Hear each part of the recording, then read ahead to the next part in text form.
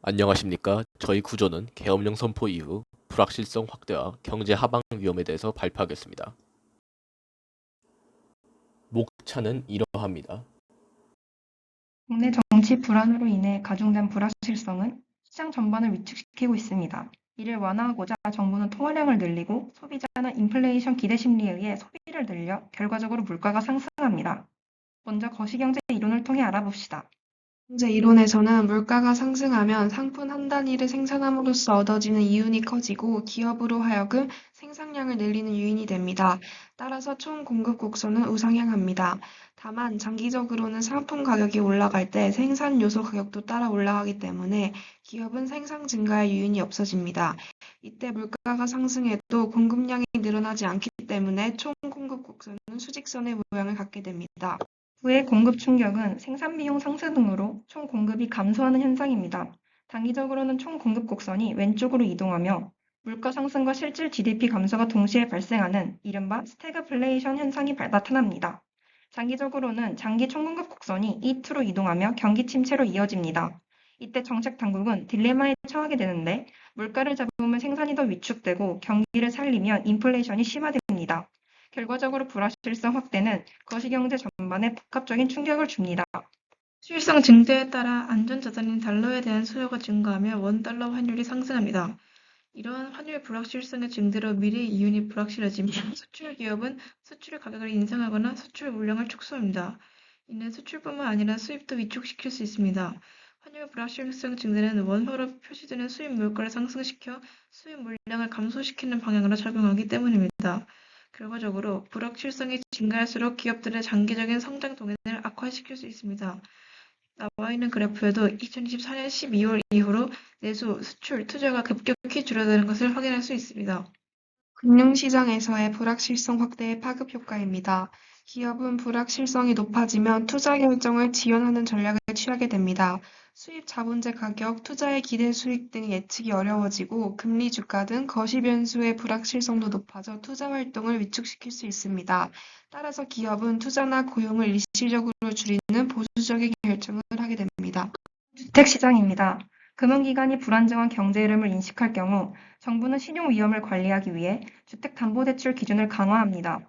따라서 강화된 기준을 충족하는 소비자가 감소하고 상승하는 이자율에 따라 주택 구입 비용 부담이 가중됨으로써 주택 수요 감소로 이어지게 됩니다. 화면에 보이는 그래프를 통해 계엄령 선포 당월인 12월부터 2월까지 아파트 물량이 급감하는 것을 알 수 있습니다. 한편 소비자는 가격이 더 떨어질 것을 기대하거나 위험 회피 차원에서 부동산 거래를 미루기 때문에 수요가 감소함으로써 자연스럽게 가격이 하락합니다. 이러한 현상은 금리 상승과 대출 조건 강화와 맞물려 소비자의 자금 조달 능력을 낮추고 수요를 위축시켜 매매 가격이 하락합니다. 다음 그래프를 통해 계엄령 선포 당월인 12월 전후로 전국적으로 매매 가격이 꾸준히 감소하는 것을 확인할 수 있습니다. 계엄령은 국가에 중대한 위기 상황이 발생했을 때 정부가 헌법에 따라 군대를 동원하여 치안 유지, 질서 회복, 행정 통제를 맡기는 비상 조치입니다. 계엄령은 투자와 금융시장의 불안을 초래한다는 것을 염두에 두고 계엄령으로 인한 변화들을 알아봅시다. 환율 상승은 자국 통화의 가치의 상대적 하락을 의미합니다. 외국인 투자자들은 정치적 불안정성으로 인하여 자금을 이탈시켰고, 이에 따라 원화의 가치가 하락하였습니다. 한국은행 및 언론 보도에 따르면 계엄령 발표 직후 원달러 환율은 장중 1,442원을 돌파하며 2022년 10월 이후 최고치를 기록했습니다. 옆의 그래프에서 보이듯이 원달러 환율이 계엄령 선언 직전에는 1,402.9원이었지만 직후에는 1,446.5원을 찍은 것을 확인할 수 있습니다. 계엄령 해제 후에는 환율 상승세가 잠깐 꺾이긴 했지만 그럼에도 불구하고 계엄령 선포 전과 비교하면 큰 차이가 있었습니다. 단기적으로 보자면 5개월 후 시점인 5월에는 1,400원 안팎으로 내려갔지만 적어도 몇 개월 동안 급속도로 치솟았던 환율에 지대한 영향을 미친 것이 계엄령이라는 것은 부정할 수 없는 사실입니다. 외환시장에서의 불안은 곧바로 물가에 영향을 미쳤습니다. 계엄령 사태 이후 자국 통화의 가치가 상대적으로 하락했기에 소비 물가 전반에 대한 부담을 가중시켰습니다. 또한 시민들의 체감 물가 상승률은 실제보다 더 높은 것으로 보입니다. 1997년 외환위기, 2008년 금융위기 등 한국 경제가 벼랑 끝에 설 때마다 원달러 환율이 1,400원을 돌파했다는 것을 감안하면 비상계엄의 충격파를 가늠할 수 있습니다. 환율 상승은 곧 소비자 물가지수 압력으로 전이될 가능성이 큽니다. 실제로도 계엄령 이전에는 약 1.5% 상승률이었지만 2025년 1월에는 소비자 물가 상승률이 2.2%로 상승했습니다. 물가는 계엄령 이후에 지속적으로 오르는 패턴을 보여줬습니다. 물가와 환율의 관계성을 더 면밀히 살펴보도록 하겠습니다. 코로나 사태였던 2020년에서 2022년의 기록들을 살펴보면 대체적으로 물가 상승률이 높을수록 환율 또한 높았습니다. 이와 같은 현상은 일반적인 경제이론, 즉 통화 가치가 내려갈수록 물가 상승률 또한 오른다는 내용에 부합합니다. 하지만 2024년의 경우를 보면 알 수 있듯이 2024년에는 인플레이션율이 내려갔음에도 불구하고 환율은 급격히 상승하였습니다. 이를 통하여 우리들은 일반적인 경우와 달리 계엄령 사태로 인한 정치적 불확실성과 같은 강력한 요소들은 이론적인 예측을 깰 수 있음을 보여줍니다. 계엄령은 고용시장의 구조적인 부담을 야기하였습니다. 한국경제와 아시아경제보도에 따르면 계엄령 발표 이후 기업들은 대내의 정치 리스크에 대한 대응 차원에서 채용 계획을 유보 및 인력 구조 조정을 검토하는 전략으로 선회하였습니다. 정치 불확실성으로 인하여 기업들은 필연적으로 투자를 축소하고 고용을 줄일 수밖에 없다는 해석이 따랐습니다. 또한 대기업들은 투자 축소 과정에서 중소기업들과 계약을 해지했고 이로 인하여 중소기업들에서는 인력이 감축되었습니다. 고용시장에서는 전통적인 고용업체에서 급감세가 나타났습니다. 특히 자영업 부문은 극심한 타격을 받았는데 계엄령이 선포된 12월 초는 연중 가장 큰 소비 시즌 중 하나였으나 유통외식 업계는 갑작스러운 소비 위축과 매출 감소에 직면하였기에 본래 수혜를 받아야 했던 자영업이 큰 피해를 보았습니다. 필리스 곡선은 단기적으로 물가 상승률과 실업률 사이에 반비례 관계가 있다는 이론입니다. 즉 물가 상승률이 높아지면 실업률이 낮아지고 물가 상승률이 낮아지면 실업률이 높아지는 경향을 보인다는 의미입니다. 위의 그래프에서 보여주듯 실제로 계엄령 선언 이후 단기적으로 인플레이션이 치솟았을 때 실업률 또한 약 3.8% 급속도로 상승하였습니다. 다만 계엄령 해제 후 상당 시간이 지난 후에 실업률이 약 2.8%로 줄어들었음에도 불구하고 최근 취업시장이 역사적으로 최악의 상태를 보내고 있다는 평가를 받는 것을 감안하였을 때 계엄령 이전에도 안 좋아지고 있었던 한국 경제에 계엄령 선포가 경제 악화의 결정타를 먹였다는 해석 또한 가능합니다. 다음으로는 필리스 곡선에 대해서 실제 데이터를 기반으로 설명해 보겠습니다. 2021년에서 2022년 데이터를 보자면 소비자 물가 상승률은 약 1.6% 상승하였고 실업률은 약 0.2% 정도 하락하였습니다. 2023년에서 2024년에는 물가 상승률이 0.7% 하락하였을 때 실업률은 약 0.1% 정도 상승하였습니다. 즉, 이 실제 데이터는 물가 상승률과 실업률은 대체적으로 역외상관관계를 가지고 있음을 보여줍니다. 다만 이론적인 필리스 곡선과는 달리 실제 경제 상황에선 다양한 크고 작은 변수들이 있기에 변화가 이론에서 보여주듯 가파르지는 않습니다. 비상계엄령 선포와 해제는 금융시장의 단기적인 불확실성을 야기했지만 한국은행은 금리 정책에 즉각적인 변화를 주지 않았습니다.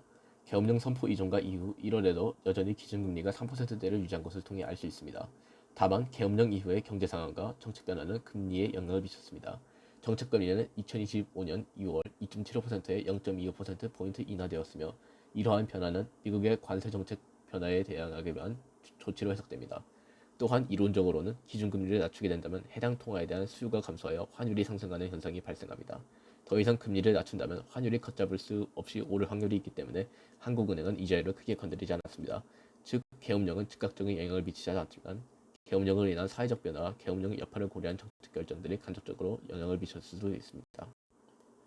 이론적인 환율과 이자율의 관계성에 대해서는 이미 전 슬라이드에서 설명했지만 이번에는 실제 데이터를 살펴보도록 하겠습니다. 전체적인 환율과 기준금리표를 살펴봤을 때 이상한 점들이 눈에 띕니다. 예시로 명백히 2021년보다는 2022년 때일 때 기준금리가 평균적으로 높지만 오히려 환율이 더 올랐다는 것입니다. 이유를 찾자면 기본적으로 한국이 기준금리를 올린다고 하더라도 미국이 더 빠르고 더 많이 올리기 때문에 상대적인 투자 가치가 낮아지기 때문에 자본이 더 유입될 것입니다. 즉, 전 세계적으로 달러 강세이기 때문에 장기적인 원화 약세는 필요할 수 없다는 것입니다.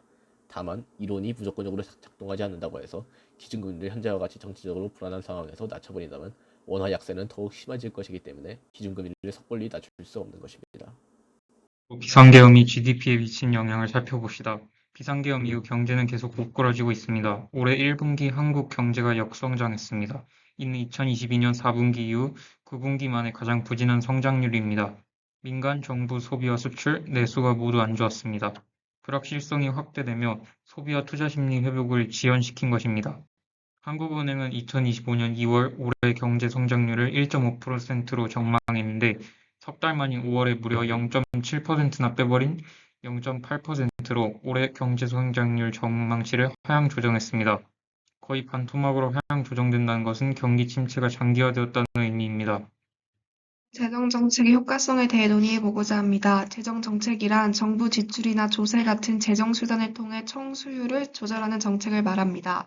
재정정책의 효과로 확대 재정정책은 총수요가 증가하여 국민소득이 증가하고 물가가 상승하며 긴축 재정정책은 총수요가 감소하여 국민소득이 감소하고 물가는 하락합니다. 단기적으로는 정부 지출 확대나 세금 감면을 통해 소비를 자극하기 때문에 소비에 직접적인 영향을 미쳐 신속한 경기 부양이 가능해집니다. 장기적으로는 재정 적자가 증가할 위험, 정책 효과가 지연될 가능성이 있습니다. 통화 정책이란 화폐 공급량이나 이자율을 조절함으로써 총 수요를 관리하는 정책을 말합니다. 통화 정책의 단기적 효과로는 금리를 조정하여 차입 비용을 줄이고 투자와 소비를 촉진하는 것이 있습니다. 하지만 장기적으로 보았을 때 금리만으로는 경제 전반을 완벽하게 조절하기 어렵다는 한계가 있습니다. 또한 과도한 통화량 증가는 장기적으로 인플레이션을 초래할 위험이 있습니다. 통화 정책에는 기준 금리를 조정함으로써 시중 금리 변화를 유도하는 것, 중앙은행이 법정 지급 준비율을 조절하여 통화량과 이자율을 조절하는 공개 시장 운영 등이 있습니다. 그래프에서는 세로 축이 이자율을 낮춤으로써 통화량이 늘어나는 변화를 보여주고 있습니다. 통화 정책의 파급 경로는 다음과 같습니다. 한국은행이 기준 금리를 조절하면 콜 금리에 영향을 미치고 그 영향은 장단기 시장 금리와 여수신 금리에 파급됩니다. 이와 더불어 자산 가격, 신용, 환율, 기대 심리 등의 요소들이 총 수요의 증가 또는 감소를 유도해 결과적으로 생산이나 물가를 안정시킵니다. 시행 중인 경기 부양책은 크게 확장적 재정 정책과 신중한 통화 정책으로 나뉩니다. 먼저 확장적 재정 정책으로는 정부는 18조 원 규모의 재정 투입을 통해 소비와 투자를 살리고자 하고, 이는 공공일자리 창출, 세제 지원, SOC 투자 확대, 주거 관광 활성화, 취약계층 지원 등을 포함하고 있습니다. 반면 통화 정책을 보면 한국은행은 기준금리를 2.75%로 동결하며 금리 인하에는 신중한 입장을 유지하고 있습니다. 낮아지고 있는 성장률에 대비해 내수 부양을 이끌어내려면 기준금리를 인하하는 것이 맞지만, 비상계엄 이후 원화 약세가 두드러지며 환율이 급등하고 있는 상황에서 기준금리를 무작정 인하하게 되면 환율의 상승세가 더 커질 위험이 있기 때문입니다. 다만 침체가 지속되고 있는 상황이라 기준금리 인하를 배제하고 있는 건 아닙니다. 한국으로는 이 같은 정책이 민간 소비를 늘리고 고용을 일시적으로 확대하며 정부의 적극적인 정책을 의식한 국민들의 경제 심리를 개선하는 효과를 낼 수 있습니다. 결국 민간 소비와 기업 투자를 활성화하며 단기적으로라도 GDP 성장을 기대할 수 있습니다. 특히 관광 활성화 정책, 민간 투자와 같은 직접적 지원은 내수 부문에 긍정적 효과를 줄 수 있습니다. 또한 취업자 증가폭은 전년도 17만 명보다 축소된 12만 명으로 예상되지만 취약계층 일자리 지원 확대로 고용률은 높은 수준을 유지할 것으로 예상됩니다. 그러나 장기적으로는 국가 채무와 GDP 대비 채무 비율이 상승하고 있는 상황에서 과도한 재정 지출에 따른 재정 악화로 국가 신용 등급 하락이 우려됩니다.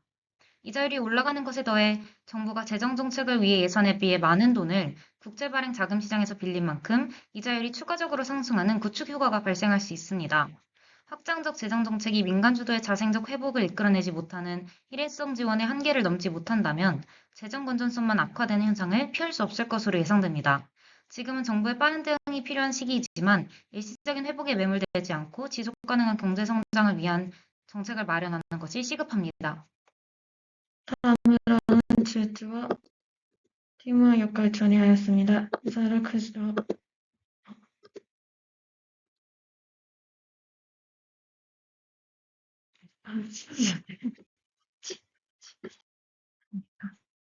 이사를 크게 발표 마치겠습니다. 감사합니다.